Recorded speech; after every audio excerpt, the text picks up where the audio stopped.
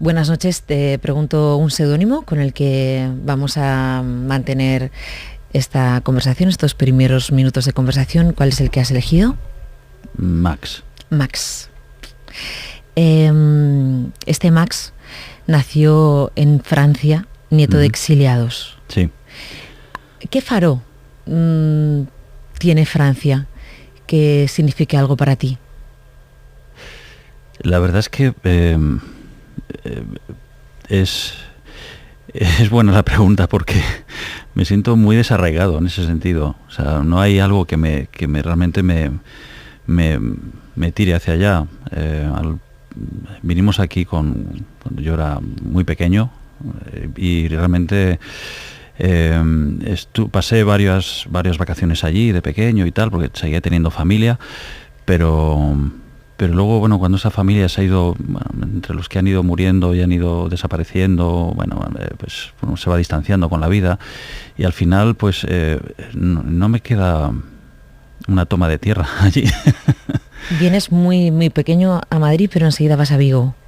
Sí, voy a Vigo porque le trasladan a mi padre por el trabajo. Mi padre era empleado de banca y lo traslada en un banco francés. Mi padre se educó en Francia también, tuvo educación francesa, mi madre nació en Francia y ambos se conocieron allí, y siendo hijos ambos de españoles, y bueno, pues nos trabajan en un banco francés y lo trasladaron a Vigo en concreto. Estuvimos ahí 7 años, mi adolescencia.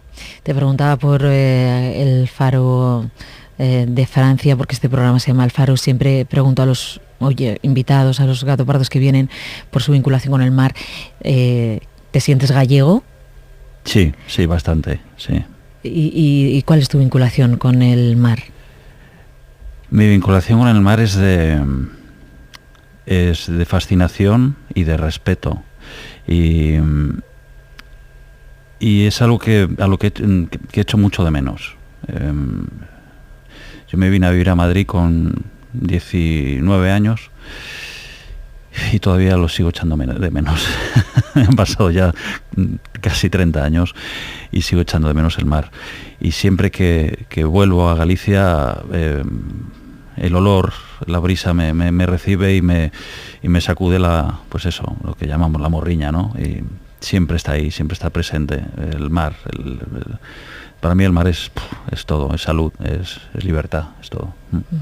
Cuando cayó en manos de este Max Luces de Bohemia, la obra de Valle Inclán, que tiene como protagonista a Max Estrella? Pues cayó cuando yo estudiaba en la Escuela de Arte Dramático, en la RESAT, en la escuela pública de aquí, y me fascinó. Y además con toda la idiosincrasia que tiene un buen gallego como era Valle Inclán, hablando de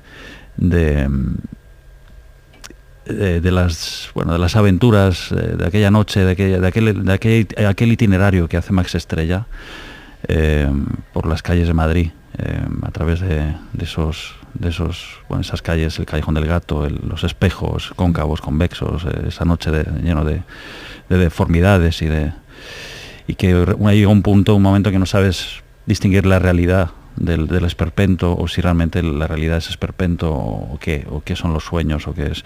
A mí todo eso me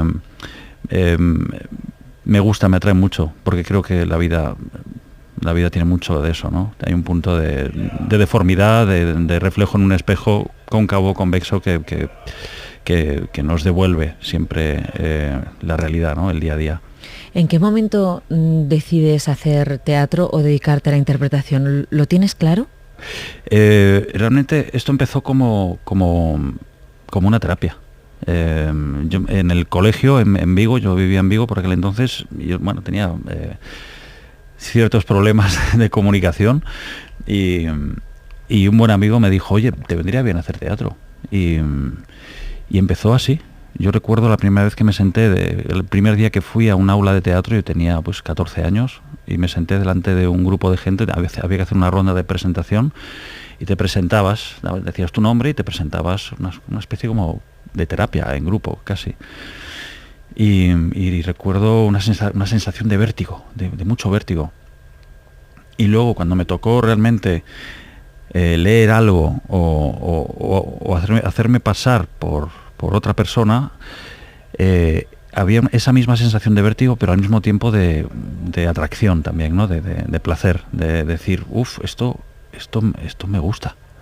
Y lo que empezó como una terapia acabó convirtiéndose en una vocación y luego más adelante en una profesión, un oficio.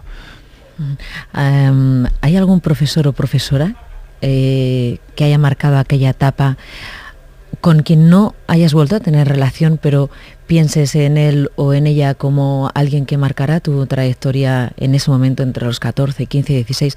No sé si cuando entraste ya en la Escuela de Arte Dramático. Sí, hay un profesor. Bueno, el primer profesor mío que tuve fue Alfonso, que era el profesor mío de teatro, el primero que tuve en el colegio, en el aula de teatro, y realmente marcó mucho, porque era un tipo muy libre. Estamos en un colegio religioso, además, y era un hombre con un tenedor, una tierra de sopas.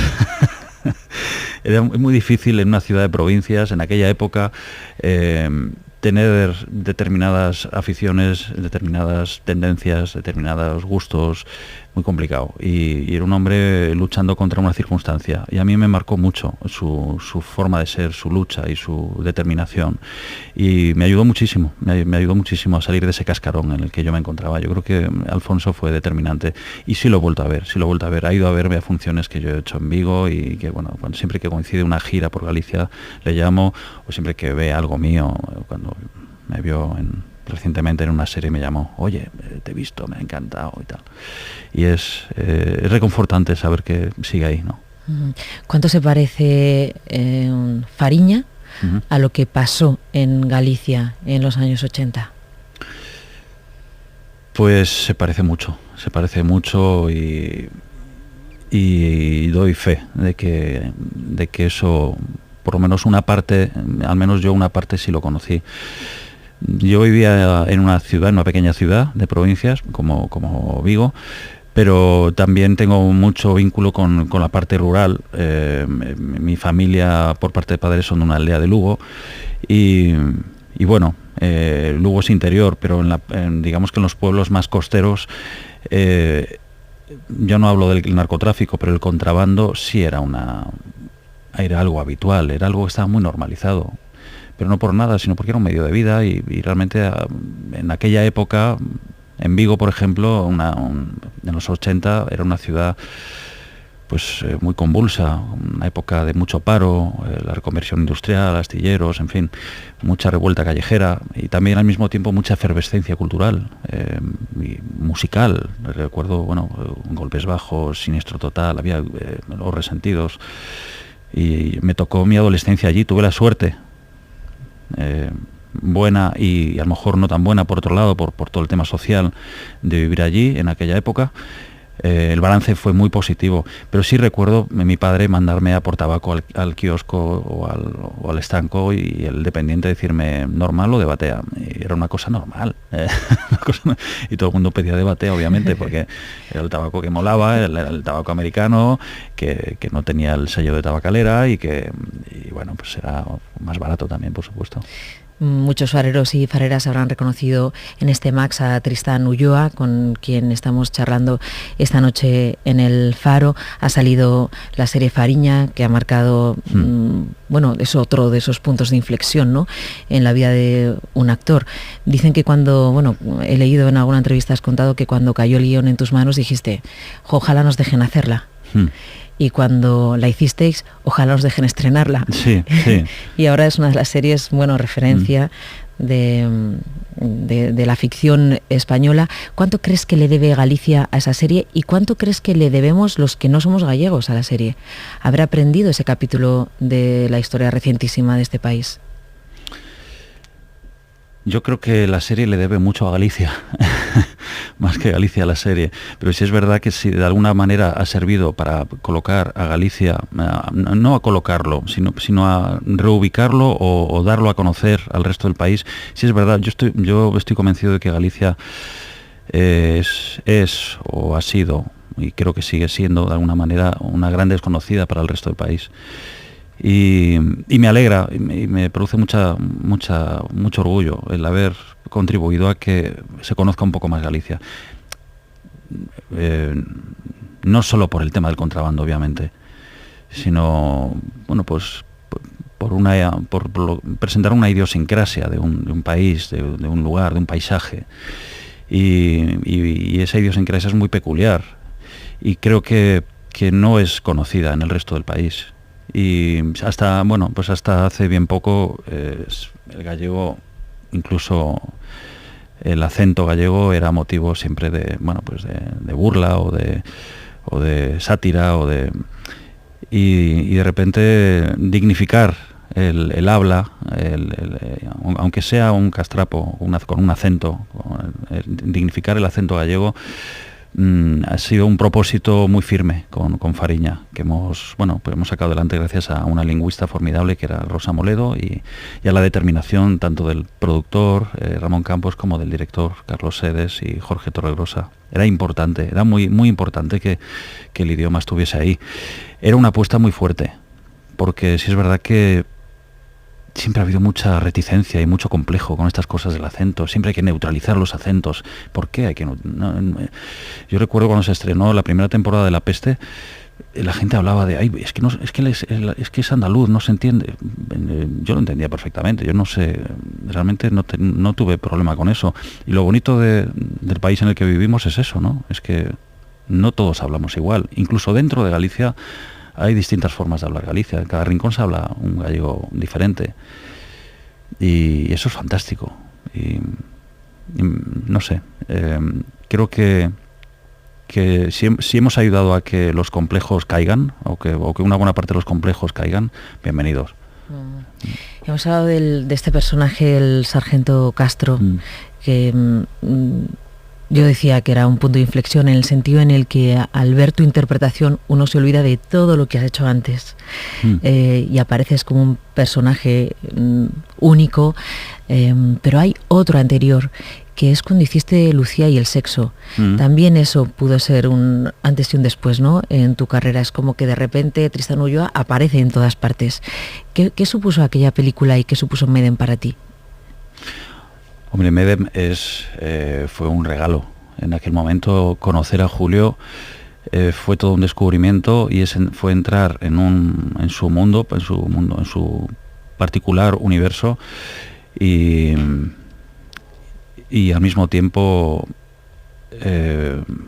ya a nivel personal supuso conocer a un gran amigo. O sea, yo conservo una buena amistad con Julio y aunque pasen meses o años incluso sin vernos, hay una cosa ahí como que sabemos que nos tenemos y nos llamamos, nos mandamos mensajes. Él me llamó, me mandó un mensaje por Fariña, se sentía muy orgulloso, como si y yo sentí ese orgullo, ¿no? Como de alguien próximo que dice, ay, qué bien, qué bien que hagas un buen trabajo y qué bien verte en un buen trabajo. Y a mí me pasa lo mismo con la gente a la que quiero y que me rodea, e incluso con el propio Julio.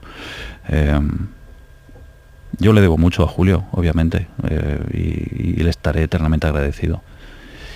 Y Lorenzo, pues no me puedo hacer cargo de lo que supuso para otros, porque mucha gente se me acerca diciendo, es que Lorenzo cambió mi vida, y yo le puse a mi hijo Lorenzo por tu personaje, y yo no me puedo hacer cargo de eso, perdóname, pero lo agradezco, pues son muestras de cariño y muestras de...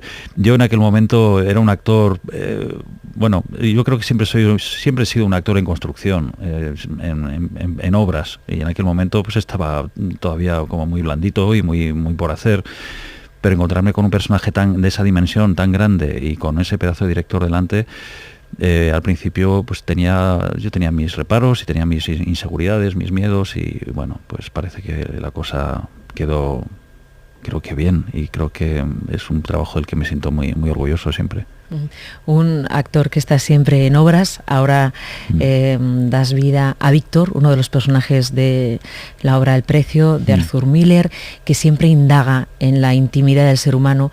El otro día estaba con nosotros otro actor, Antonio Molero, que decía, el teatro siempre plantea un dilema al espectador, pero Arthur Miller es que te plantea el dilema, te lo directo a las entrañas, ¿no? a sacar todo lo que nos hace humanamente humanos, nuestra relación con el dinero, nuestra relación con la familia, nuestra relación con la pareja, nuestra relación con los otros. ¿Cómo estás viviendo el texto de Arthur Miller que dirige Silvia Munt? Pues es una relación contradictoria, porque Arthur Miller era un maestro de la contradicción humana, de la naturaleza contradictoria de las personas, y a veces por momentos quiero a mi personaje y por momentos lo detesto. Y es así. Intento no juzgarlo, porque obviamente a mí no me toca juzgarlo, a mí me toca defenderlo. Pero durante el proceso de ensayos, a nivel personal, yo por momentos me posicionaba a favor de mi personaje y por momentos me posicionaba a favor del personaje del hermano, el personaje que interpreta Gonzalo de Castro. Es que ya este hombre escribió esta función hace 50 años y ya hablaba de cosas tan reconocibles y tan universales y que, bueno, pues de algo tan bestia como que el tiempo pasa y que la vida no te da una bola extra y que cada decisión que tomemos tiene un precio. Y de eso habla realmente la función. Dos hermanos, uno decidió volar, cumplir sus sueños, y otro sintió que su obligación era quedarse, cuidar del padre y renunciar a su vida. Y bueno, pues nadie pidió nada a nadie y cada uno rinde cuentas al final a sí mismo, ¿no? Y a su propia vida. ¿Qué precio ha pagado cada uno? Y uno con sentimiento de culpa y otro por resentimiento de no haber podido cumplir su sueño, ¿no? Es bueno, pues algo muy muy actual, desgraciadamente. Bueno, pues es muy reconocible. Y ya no solo eso, habla también de lo que fue la crisis. Todo esto tiene pues un marco histórico que fue la crisis del 29, y mi propio personaje Víctor habla de que esto volverá a suceder una y otra vez. Y tenemos que ser conscientes de que lo único que sostiene o que sustenta el paisaje ahora mismo o la ciudad es una serie de personas que la apuntalamos, y si no estamos ahí todo se viene abajo, porque el sistema volverá a caer y volverá a caer, y si no hay personas detrás no nos queda nada. Y de esto hablaba alguien como Arthur Miller hace 50 años, por lo que fue acusado de conspirador, comunista, en fin, el macartismo en aquella época fue terrible también con él. Y en eso estamos ahora mismo. ¿Sabes de qué me estoy acordando? Sí. Según te estaba escuchando relatar la libertad de cada uno de los hermanos, sí, del profesor del que has hablado, Alfonso, que sí, decías sí, era un tipo bastante libre porque hizo algo, parecía que le estabas describiendo como fuera del sistema. Sí. Sí, es difícil, y pagó un precio, y seguramente Alfonso pagó un precio, mi profesor. Yo creo que todos de alguna manera lo pagamos, incluso cuando nos mostramos, queremos ser fieles a nosotros mismos en contra de algo, de algo preestablecido, pues seguramente estamos pagando un precio, y yo seguramente también lo he pagado. A mí la gente que me quiere bien me dice que yo he pagado muchos precios, y yo probablemente no sea consciente de todo lo que he pagado, pero creo, echando la vista atrás, pienso que merece la pena pagarlo. Tristan Ulloa, tenemos que despedirnos ya. Lees poesía, ¿no? Hay un poema de Benedetti, Táctica y Estrategia, que ¿te lo sabes? ¿Te sabes los primeros versos? Mi táctica es mirarte, aprender sí, cómo sos. No, me sé la prosodia que tiene, pero es que no me lo sé de memoria.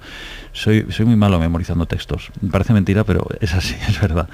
Y es un texto que bueno, Pedro Ceroló escogió porque sabía que nos gustaba a Carolina, mi compañera, mi mujer, y a mí nos gustaba ese texto, y fue la primera boda que ofició Pedro, fue la nuestra. Pedro Ceroló. Sí. Y escogió este texto tan bonito, Y bueno, pues sí, está muy presente. Es que el otro día tuvimos de Gato Pardo a Chus Visor, el editor de Mario Benedetti, sí. el creador de la editorial Visor. Estuvimos hablando de ese poema de Mario Benedetti. No me atrevo a recitarlo porque estoy seguro de que me bailarían los versos. No estoy muy seguro ahora mismo del orden. ¿Quién ha sido o es el faro de tu vida, Tristán Ulloa? El faro de mi vida... yo creo que he tenido varios. He tenido algún profesor, algún maestro. He tenido... Mi padre durante un tiempo fue un gran faro. Mi madre también lo fue. Intento ahora ser yo el faro que, junto a mi hermano, que la iluminemos un poco a ella, que ahora pues ella padece Alzheimer y a veces tenemos que recordar por ella. Entonces, bueno, pues... nos toca ser fareros ahora a los demás, de los que nos han precedido y de los que nos vienen por detrás. Nos toca ser fareros. Pero sí, la verdad es que he tenido buenos faros por delante y me siento muy orgulloso de haberlos tenido. La verdad, creo que me he sentido bien iluminado. ¿Qué estás aprendiendo de esta nueva relación que tienes con tu madre, que tiene Alzheimer? Bueno, estoy aprendiendo que sin memoria no somos. Y entonces tenemos que ayudarla a por lo menos a recordar a aportarle ciertos retazos de lo que ha sido y de lo que sigue siendo, ¿no? Para que no deje de ser, ¿no? Nunca hasta ahora me había planteado la importancia de la memoria. Siempre se habla, bueno, sí, hemos hablado muchas veces de la memoria histórica y todo esto, que por supuesto es muy importante, pero de repente cuando hablamos de la memoria personal, yo desgraciadamente, hasta que no me ha tocado de cerca, no me he dado cuenta de lo importante que era. Y le doy muchísima importancia ahora mismo al recuerdo, a lo que yo recuerdo. Y a veces el recuerdo no tiene por qué ser la realidad. A veces el recuerdo puede ser algo que tú has percibido de alguna manera, es una realidad que has recibido y que de alguna forma pues has querido maquillar o has querido... Y ese recuerdo es muy valioso, aunque no coincida con la realidad. Y creo que es muy importante, en este caso, con mi madre, pues devolverle esos recuerdos, aunque sean un poquito maquillados, ¿no? Tristán Ulloa, muchísimas gracias por habernos acompañado esta noche en el Faro. Gracias a ti, muchas gracias. Buenas noches.